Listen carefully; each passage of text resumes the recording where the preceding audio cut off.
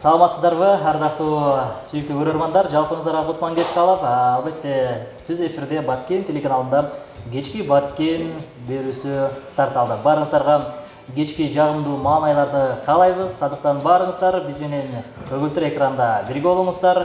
Түз эфирде биздин конокторго сонун суроолорду узатыңыздар жана ошондой эле алдыбызда турган баалуу белектерди жеңип алыңыздар. Ардактуу көрөрман, бүгүн болсо күндөрдүн жума күнү тарыхына 25-июнь күнү сиздер менен кайрадан жолугушуп жатканыбызга чексиз кубанычтабыз. Мынакей эки тоо көрүшпөйт, эки адам көрүшөт деп бекерден айтылбаса керек. Ошентип кайрадан көптөгөн жылдардын аралыгында мен дагы бир жакшы бир инсандарды таап алдым.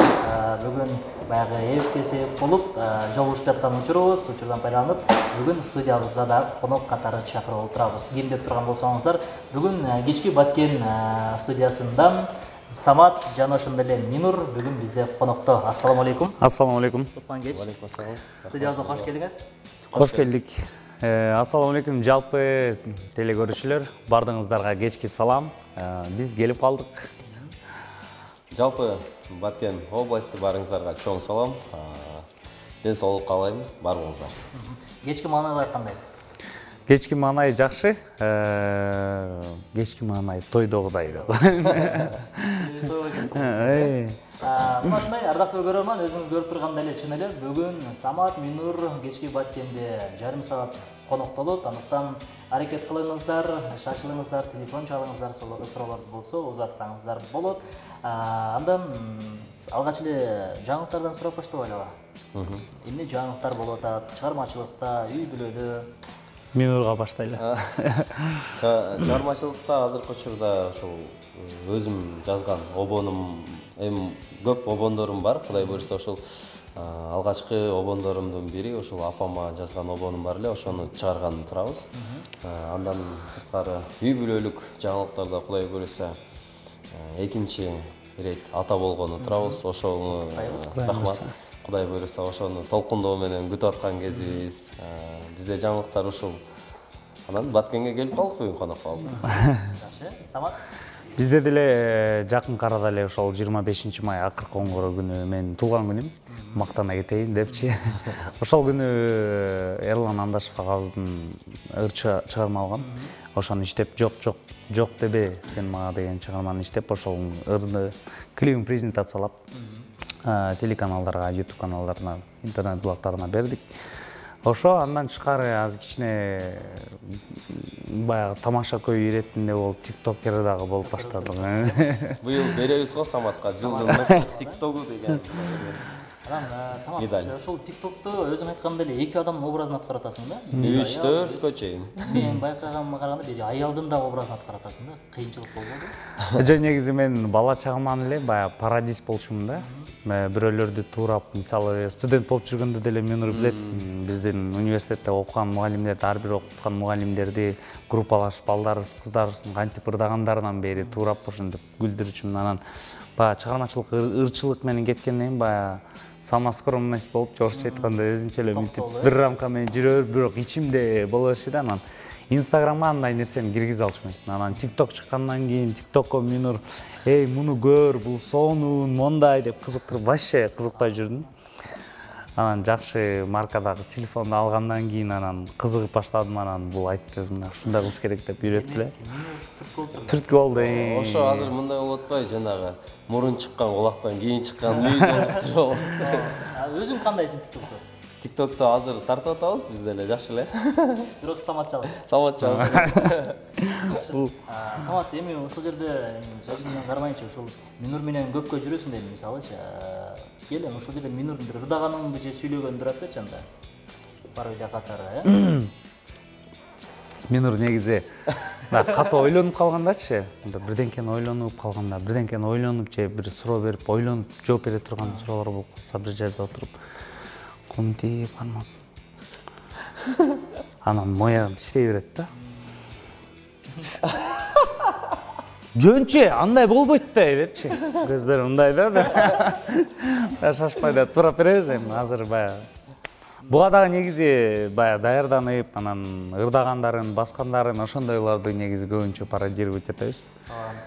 Эми силерди көпчүлүгү баягы жебетоо катары жашы тааныйт, азыр эми ар бириңер жеке өз катары кетип атасыңар. Ошондон бери азыркы учурда өзүңөрдүн репертуарыңарда канча чыгарма бар, канча клип бар Самат сенде? Менде Кудайым буйрса, өзүм жеке жебеден тышкары ырдап чыккандан баштап 10 чакты чыгарма болуп калды. Ал эми клиптер болсо 4-5 клип чыкты. Бизде деле ошо 10 чыгарма бар, 5-6 клип бар. Экөөң бирдей жазып атасыңдар. Бирдей. Клипти да бирдей тартып. Тең. Акылдашып, ушинтип иш кылабыз да. Бирдей үйлөнгөндөр. Самат биринчи элеби? Мен үйлөнгөндөн кийин анан 2 жылдан кийин Минур үйлөндү. 3 жыл. 3 жылдан кийин үйлөндү. Азыр жебетоонун мамилеси кандай бири-бирине? Жебетоонун мамилеси жакшы, абдан жакынкы арада эле күнүгө эле сүйлөшөбүз Медер менен, ал Америкада да. Анан кийин өткөндө эле сүйлөшсөм ошо сакманы сагындым деп ушинтип калат. Кумар болсо азыр кино жаатында ошолор менен жүрөт. Кенжем менен бирок ана жолугабыз, мына жолугабыз деп эле жолуга албай атабыз, бирок чоң тойлор болгондо сөзсүз түрдө жолугуп ушундай семейный катышта элебиз. Кандайдыр бир чыгармачылыкта вопростор болуп калса, чече албай аткандар болуп калса кайрылабыз. Меники ушул да. Минурдуку эми өкүл апасы да. Жооп берсиндер. Кенжемики. Дайыма эле сүйлөшүп турабыз. Өкүл апам менен. Мен көбүнчө өкүл атам менен жакшы сүйлөшөм. Приколдорду WhatsApp'тан жиберишип. Жакшы. Биз көрүүчүлөргө айта кетели, ардактуу көрөрман, сиздерде кандайдыр бир суроолор бар болгон болсо, анда узатыңыздар. Жана ошондой эле биздин демөөрчүлөрүбүздү учурдан пайдаланып айтып кетелим. Бул жакта Эркатай дүкөнүнөн мына ушундай жаңы төрөлгөн ымыркайдан баштап 12 жашка чейинки улан кыздарга оюнчуктардын баардык түрлөрүн тапсаңыздар болот. Жана андан сырткары кийим кеченин дагы эң сапаттуу баада жана ошондой эле сапаттуу кийимдердин баардык түрлөрүн ушул жерден табыңыздар. Каякта деп турган болсоңуздар, анда Баткен шаары Корманжан Датка дүкөнүнүн арткы жагында жайгашкан. Андан сырткары биздин дагы бир демөөрчүбүз бул Кыргызстан дүкөнү. Бул жакта дагы сизге үйдө керектелүүчү продукталардын баардык түрлөрүн арзан баада дагы тапсаңыз болот. Кыргызстан дүкөнү ар дайым эшиги сиздер үчүн ачык. Ал эми ушул шаар ичинде бир жерден экинчи жерге акысыз жетип алуу үчүн албетте биздин дагы бир демөөрчүбүз Рио такси бар. Күнү-түнү кызматта. Дал ушул Рио таксиден дагы пайдалансаңыздар болот. 6-чы жүрүшүңүз бул сизге акысыз десек болот. Каяка болсо да. Шаар ичинде. Азыр мисалы, азыр бизде азыр жүрүүдө каяка жеткизип Ошко айдап кетип калбайлыбы. Шаар ичинде. Биз шаар ичине жооп беребиз, ал жагына анан чыгарсаңар деген. Албетте тамаша. Анда кеңестер азыр жалпы биздин көрүүчүлөр күтүп атат. Көпчүлүк ырдатпайбы экен, бул ырчылар болгондон кийин деп жатса керек менимче. Бир акапелла жандуу ырдайлы анда. Самат ырдасын, бир-бирден же кандай? Бирден. Чок эле. Бирден ырдайлы. Бирден ырдайлы, анан дагы чогуураак. Жок, мен негизи мен ырчы эмес, мен тиктокер болуп кеттим. Ырчыдан баштайлы деп алсаң. Сен ырда, анан мен ырдайм. Жок, ырдайсыз биз деле. Тамашалап атпайм. Жок, мындай кылбайлы. Азыр экөөбүз чогуу ырдап коелу. Андан кийин жеке-жеке ырдап берип, анда эмесе бардыгыңыздарга Кадыров агайыбыздын бактылуу болуп жашайлы дегендерин сунуштайбыз сиздерге.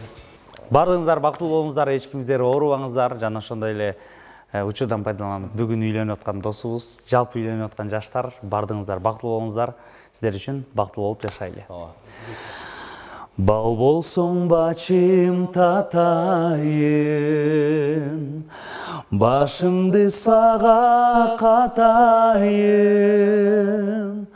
махабатташып жүрөктөн бактылуу болуп жашайлы,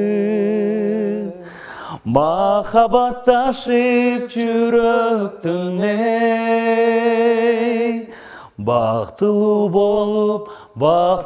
болуп жашайлы. Гүл болсоң күндө жыттайын, Күлкүңдөн башка укпайын. Жайды бир жайлап айдайлап ой, жаныңдан алыс чыкпайын. Жайды бир жайлап айдайлап ой, жаныңдан алыс чыкпайын. Ай, баракелде, кол чалган болсун.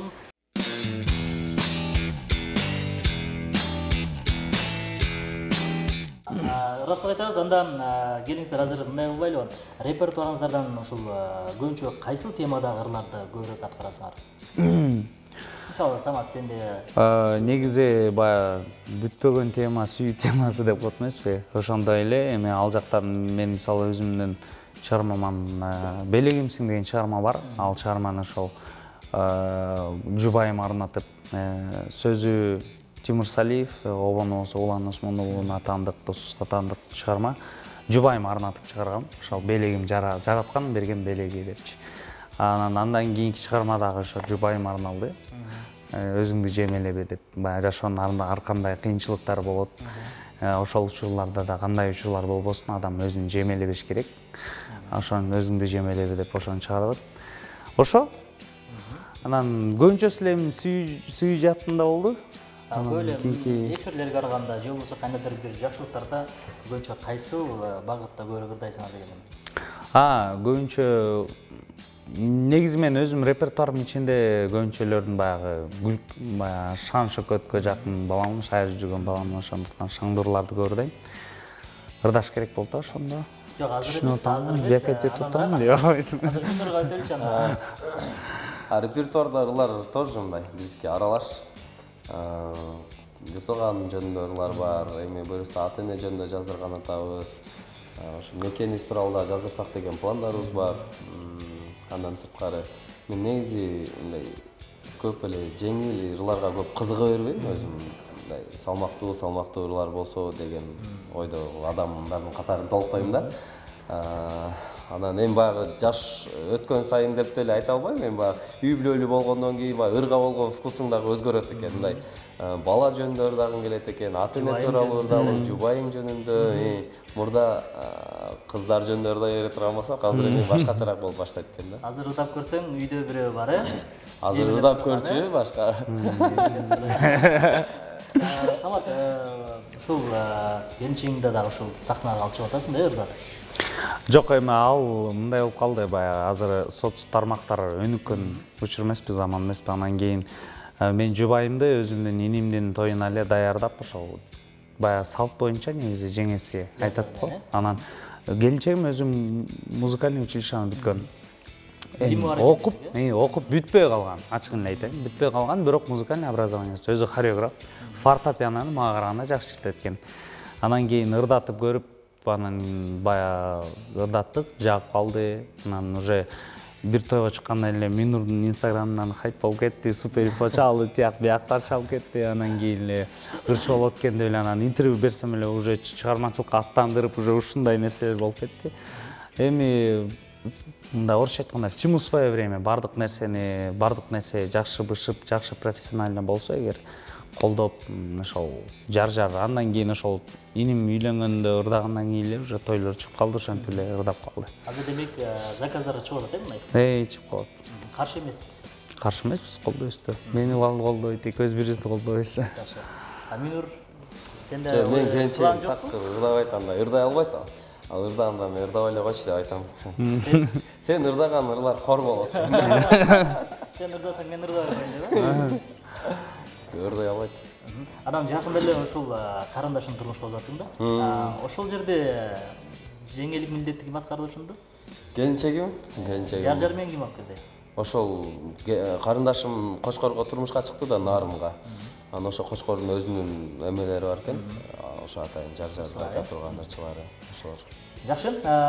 Сонун анда кезекте кайрадан жандуу ырга кезип беребиз. Бирден ырдайсыз, эми ким баштап берет? Минур баштап коём. Апама тууралуу жазылган ырдан бир куплет. Азыр Минур чарчагандай болуп турат, себеби жол жүрүп келе атат дагы, ошондуктан бир аз жолдун туура алыстыгы түшүнөсүздөр. жолдун алыстыгы эс койдук.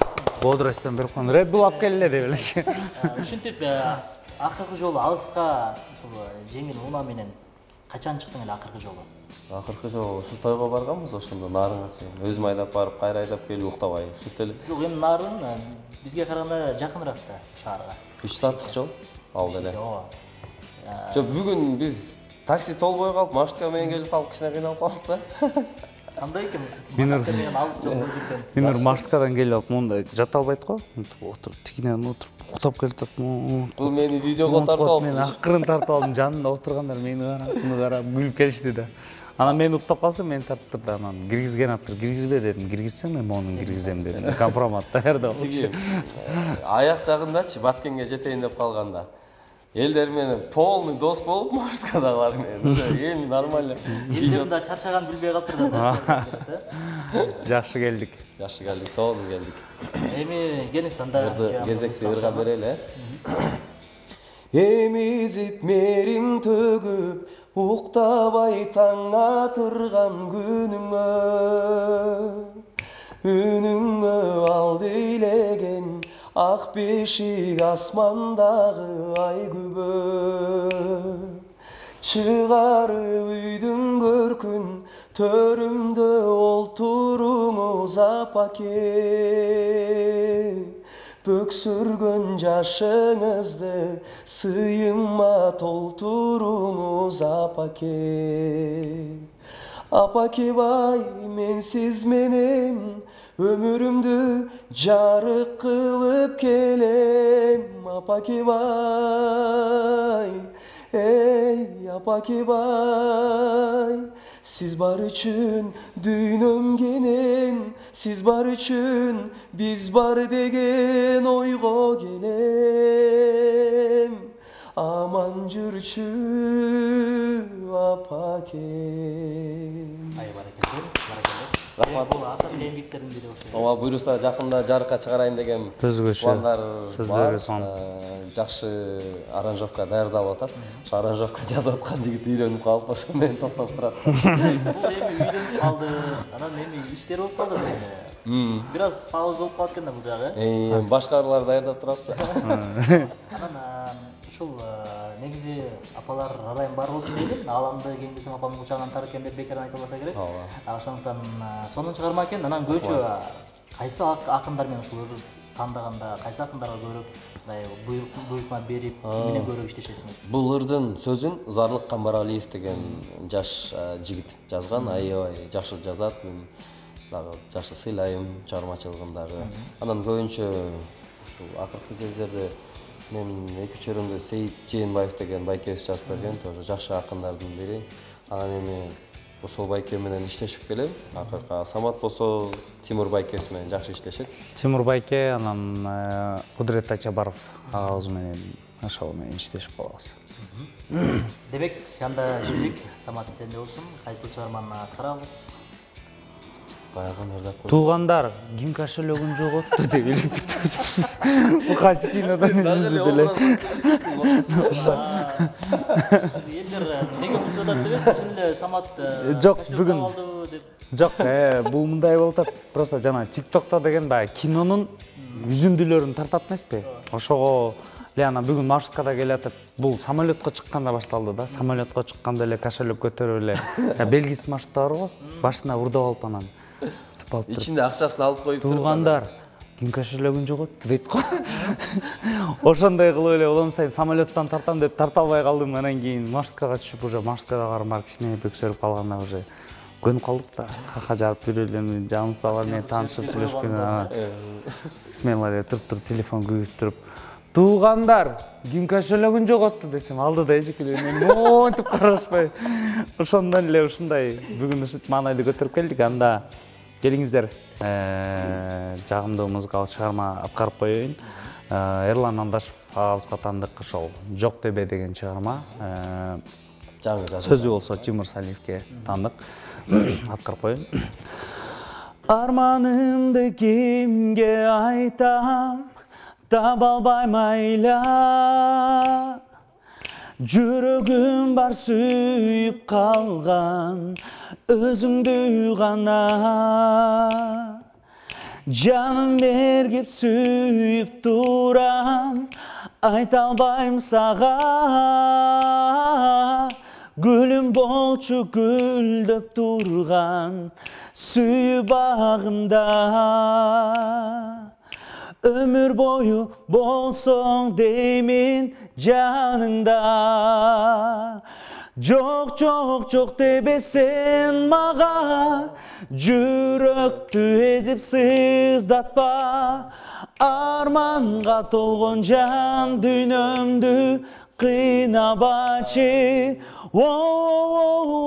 Çok çok çok debesen mağa Canımdı ezip sızdatma Armanға толгон жан дүйнөмдү кыйнаба Жок дегенде арманга толгон жан дүйнөмдү кыйнаба. Баракелде, кол чагалар болсун. Браво. Чоң рахмат, ыраазычылык айтабыз. Мына ушундай үйүңүздөр өчпөсүн. Чоң рахмат. Негизи баягы айтып коет ырчылардын үнү кечинде ачылат деп. Күндүз уктап, силерге да уктайбы күндүз? Азыр уктап атат, болбой эле ойго турдап койдук. Жакшы. Анан негизи бүгүн ушул жакшылыкка келип атасың Баткенге. Анан үйдөгүлөрдөн канча күнгө уруксат алып келдиң? Үйдөгүлөрдөн негизи уруксатты Деле албайбыз. Баягы Эртең шаарда кайра тоюбуз бар, ошого жетишип калалы деп эртең эле кайтабыз буюрса. Самат сурап келгенде уруксат алып келгендер. Жок, андай деле нерсе жок. Ошондо сен биз тимне подкабыштыксың деген келип атабы деп болсоң. Тамаша. Тамашалап атам. Негизи чынчына келгенде 3 күнгө биякта ошол үйлөнүп аткан Алтынбек Соров досубуз учурдан пайдаланып дагы ал мырза жөнүндө айта кетейин. Ал досубуз менен Өктөм Сапарулунун иниси. Ал мырза менен мен дос болуп калган, мени тааныштырган. Жебеден бөлүнүп уже жеке ырдай турган ырлар болгондо эң биринчи мен ошол Талай Бекбек-Туранов агаздын Күттүңүндө чыгармасы бар. Ошону аранжировканы мен оюмдагыдай кылып жазып берип, ошол боюнча иштешип, музыкальный продюсер болуп 3 жылдай иштештик. Андан кийин мен ал башка бирөөлөр менен договор кылды. Мен ичине токтоп анан кайра өзүм жеке баштадым. Ошентип ошол досубуздун тоюна келгенбиз 3 күнгө. Бирок баягы убакыт учкан куш дегендей кичине тартыш болуп, эртең биз обратно кайра кетебиз. Мен сураган себеби азыр эми той сезону, ушул Жергезде той көп да, ошондуктан балким баягы тойго келип берсек кандай болот экен деген көрүүчүлөрүбүздүн азыр ою бар да. Ошого сурап атканым. Болуп калса, ооба, сөзсүз анда биз сиздер үчүн кызматтабыз, жакшылыкта. Биз ham кызматтабыз деп койсун Минур. Өтө чарчаптыр. Минурдун ордуна Самат деле сүйлөп турсун да. Ырдаганда эле экинчи голосто алып коштук.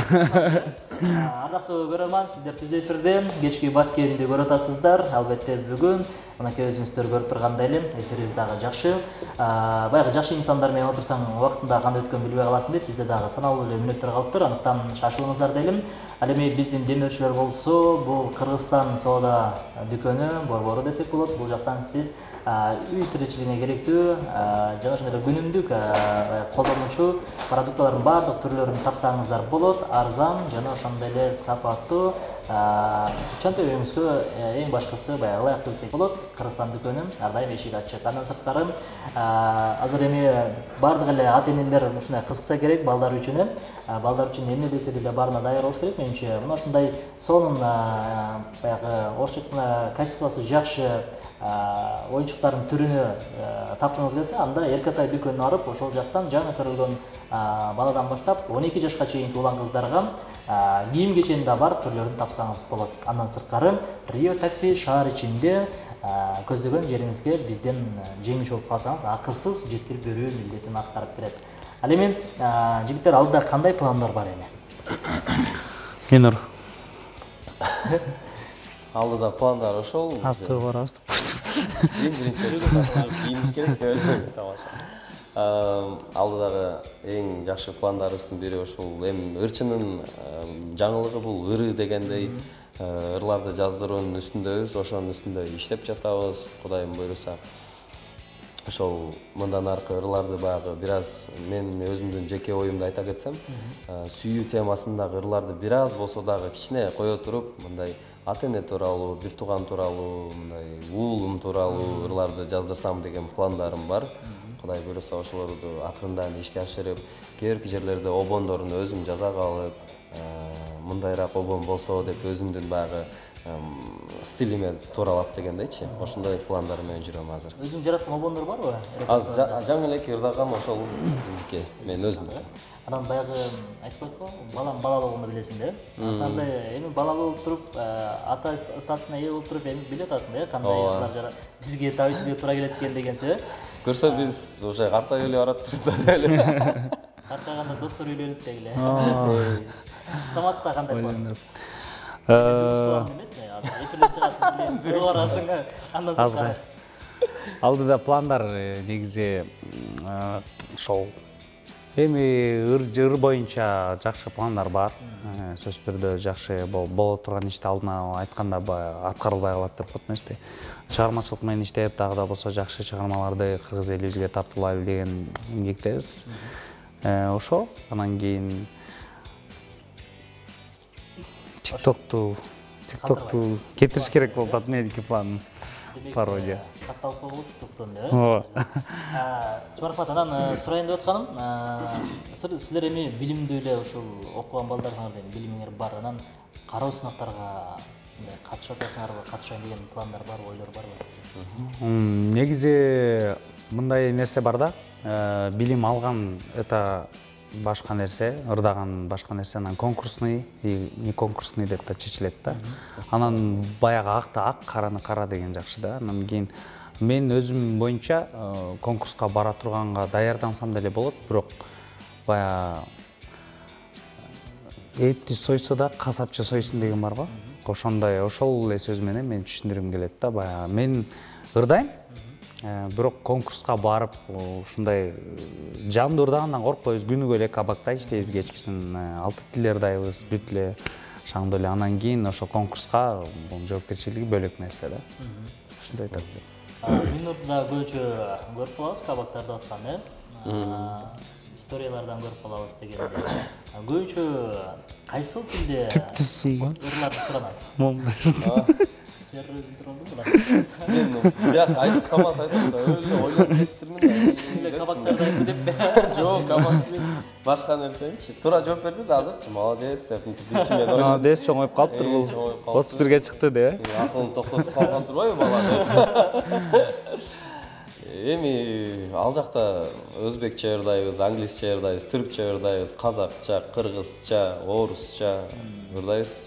Ар кайсы Нейрогу попо, курига попону да ырдайт бул. Азыр эмне кылмайбы, анда убакыт азайып барат экен, бир башка тилде бир ырдап көрбөлү анда, кайсыл чыгарман бир шаңдуураак болсунчу. Ал шаңдуураакпы? Баягы ошол элдер суранганда силер ырдап бийлеп турат го элдер.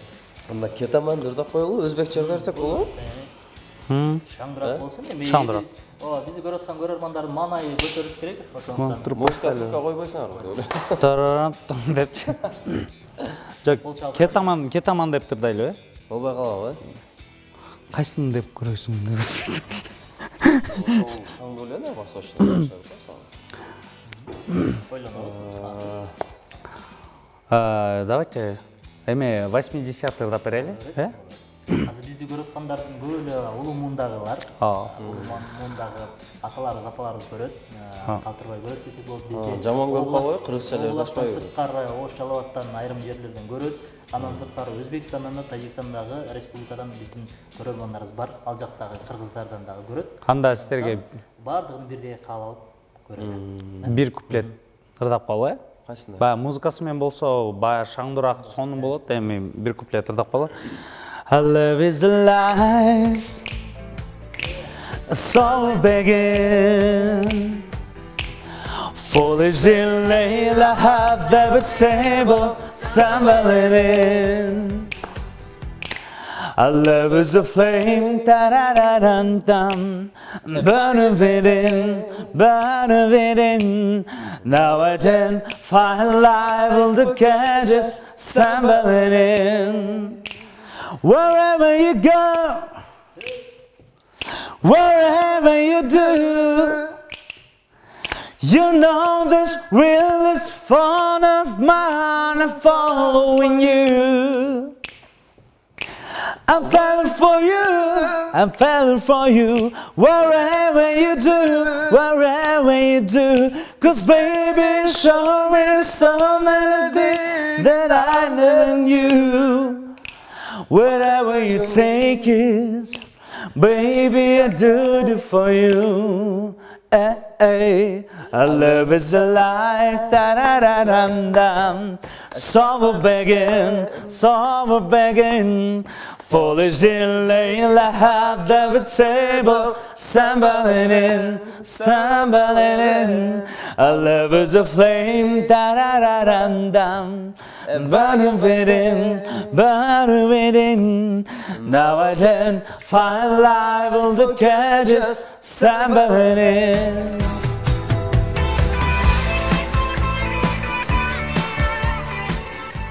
Соған чыгарма болду. Мен ойлойм көрүп аткан бардык биздин көрөрмандар маанайы жаркып, апе эртери көрүп калбаптырбыз деп азыр турса керек менимче.